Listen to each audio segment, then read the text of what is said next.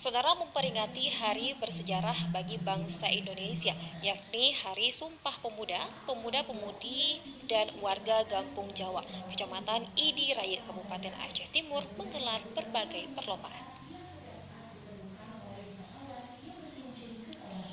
Ketua Karang Taruna Alfi Hasanah Habibul Akbar mengatakan bahwa kegiatan yang dilakukan pihaknya merupakan bagian dari kegiatan rutin kepemudaan di Gampung Jawa, Kecamatan Idirayut, Kabupaten Aceh Timur.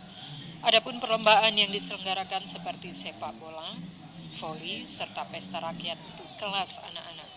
Kegiatan terlihat dihadiri unsur muspika, tokoh masyarakat, tokoh agama, tokoh pemuda, serta ratusan warga yang ada di berbagai desa tetangga.